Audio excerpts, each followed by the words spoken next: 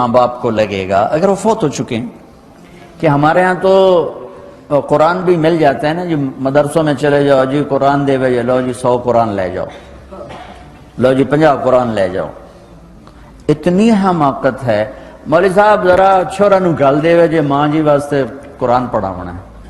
چھوڑا دی ماں تو نہیں مری، میری ماں مری.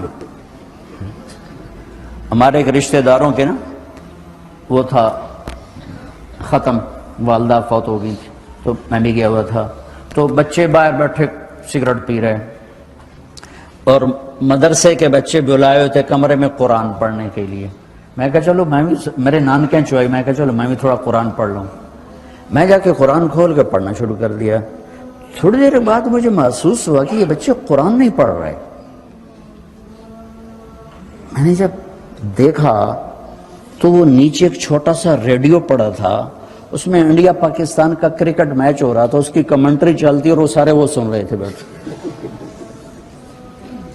اور جب ان میں سے کوئی آ جاتا تو شروع ہو جاتے ذالک الکتاب لا ریب فیہ ھدی للمتقین الذین یؤمنون بالغیب. جب وہ چلے جاتے کیڑا آؤٹ ہوئے، کتنے سکور ہوئے. 1 گھنٹہ یہ تماشا ہوتا رہا اور میں بیٹھا دیکھتا رہا. 1 گھنٹے بعد جا کر کہنے کہ جی قرآن مک گیا، وہ کمنٹری مک گئی ہے. ہن کی ثواب گیا اما نو؟ کمنٹری دا ثواب گیا، قرآن دا ثواب تا نہیں گیا. کیونکہ اس پاگل نے خود ماں کے لیے پڑھنا تھا، اس نے ماں کے لیے بھی کرائے پہ قرآن لے لے.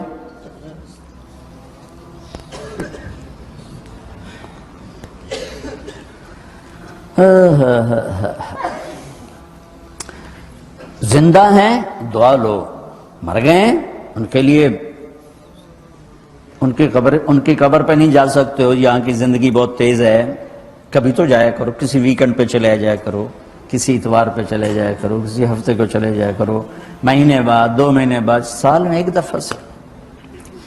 کہ یہ ان کا حق ہے، ان کا حق ہے. اور ابن القیم رحمۃ اللہ علیہ نے ایک واقعہ لکھا ہے کہ عبداللہ بن مطرف رحمۃ اللہ علیہ نے خواب دیکھا کہ قبریں پھٹیں اور لوگ نکلے اور کوئی چیز ایسے اٹھا رہے ہیں، ایسے اٹھا رہے ہیں، ایسے اٹھا رہے ہیں. ایک آدمی نکلا اور جا کر ایک درخت سے ٹیک لگا کے بیٹھ گیا. یہ اس کے پاس جا کر کہتے ہیں بھئی آپ کون لوگ ہو؟ وہ کہتے ہیں ہم ایمان والے ہیں. کہ یہ کیا ہو رہا ہے؟ کہ جو رشتہ دار ثواب بھیجتے ہیں یہ وہ اکٹھا کر رہے ہیں. کہ تم کیوں نہیں اکٹھا کر رہے ہو؟ کہ میرا بیٹا حافظ قرآن ہے، 1 قرآن روزانہ ختم کر کے مجھے بھیج دیتا ہے، تو میں نے پرچون دی لوڑ نہیں رہ جاندی، میرا تھوک دا کام. کہ تیرا بیٹا کیا کرتا ہے؟ کہ اس کی مٹھائی کی دکان ہے بازار میں. آنکھ کھل گئی، صبح ہوئی تو پہنچ گئے، بازار کھلا، دیکھا تو ایک نوجوان بیٹھا ہوا اور مٹھائی بیچ رہا اور ہونٹ ہل رہے ہیں. پہلے اس کو نا چیک کرتے رہے، پھر اس کے پاس آئے، بیٹا تیرا نام کیا ہے؟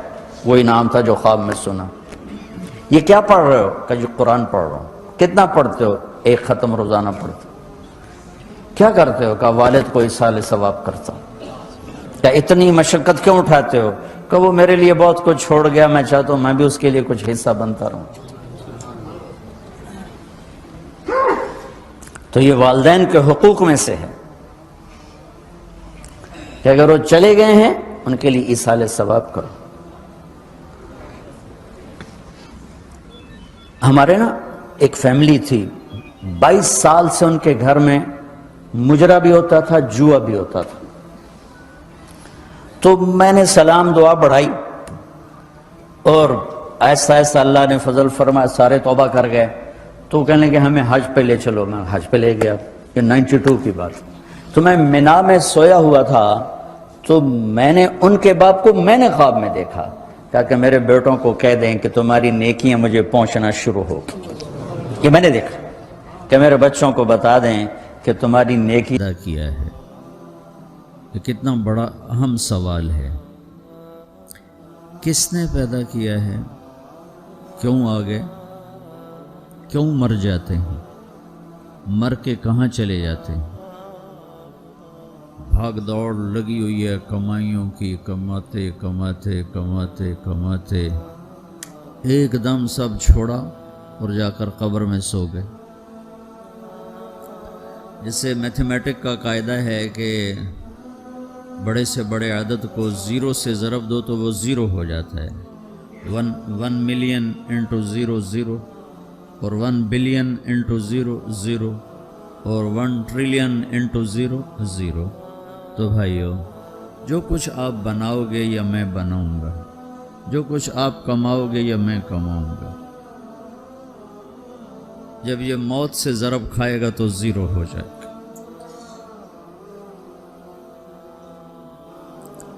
عزت، شہرت، دولت، بلندی انٹو موت 0. گمنامی، فقر، ذلت، پستی موت سے ضرب 0. حکومت، وزارت، صدارت موت سے ضرب لگی 0.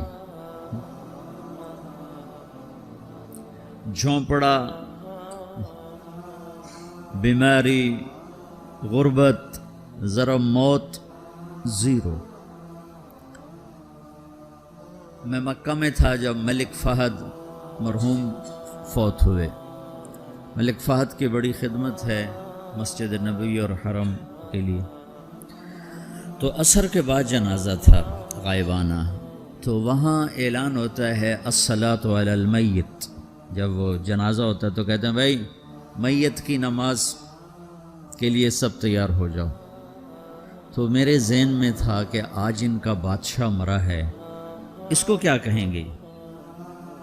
تو عصر کے بعد میں کان کھڑے کر کے بیٹھا ہوا تھا کہ اب یہ کیا اعلان ہوگا. ہر نماز کے بعد تو ہم اعلان سنتے ہیں الصلاۃ علی المیت، مردہ کی نماز پڑھو بھائی. میں آج ملک فہد کا جنازہ ہونے لگا ہے تو کچھ تو لمبے چوڑے ساتھ ملائیں گے آگے پیچھے. تو بڑی حسرت ہوئی جب کانوں میں یہ آواز سنی الصلاۃ علی المیت، میت کی نماز. مرتے ہی سارے ٹائٹل اڑ جاتے، وہ ملک ہو، وزیر ہو، مولانا ہو، پروفیسر ہو، ڈاکٹر ہو، انجینئر ہو، لائر ہو، وہ بزنس مین ہو، وہ سائنسدان ہو، لیکن جب موت کے ساتھ ضرب لگتی ہے تو 0 ہو جاتا. اسی وقت سارے ٹائٹل 0 ہو جاتے. اور گھر والے کہتے ہیں ڈیڈ باڈی اٹھاؤ، ڈیڈ باڈی اٹھاؤ. کوئی نہیں کہتا ابا کو اٹھاؤ، کوئی نہیں کہتا اماں کو اٹھاؤ، کوئی نہیں کہتا بھائی کو اٹھاؤ. میت اٹھاؤ بھائی، میت اٹھاؤ بھائی، ڈیڈ باڈی اٹھاؤ بھائی. ساری زندگی کی محنت اگر یوں ہی ختم ہونی ہے تو اس زندگی کا فائدہ کیا ہے؟ اس کمانے کا فائدہ کیا ہے؟ اس بنانے کا فائدہ کیا ہے؟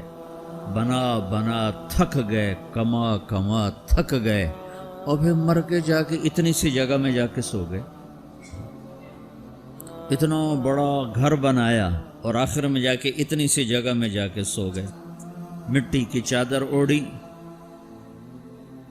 اور مٹی میں مٹی ہو کر قبر کا نشان بھی ختم ہو گیا. سب سے بڑا دنیا کا فتح کرنے والا چنگیز خان گزرا ہے، اس کی قبر کا نشان آج تک معلوم نہیں کہاں ہے. تو اب یہ میں نے سوال اٹھایا ہے کہ ہمیں کس نے بنایا؟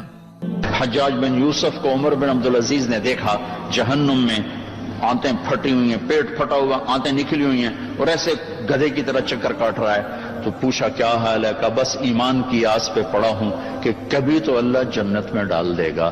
اگر ایمان پہ خاتمہ ہو جاتا ہے اور اعمال کا ذخیرہ نہیں ہے تو اللہ کا قانون ہے جہنم.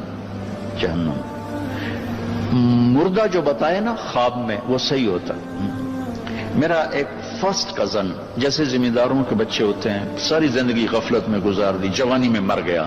بس وہ نمازیں اس نے پڑھی جو کبھی میں کھینچ کے مسجد میں لے گیا، یا پھر عید کی 2 نمازیں، اس کے علاوہ مجھے یاد نہیں.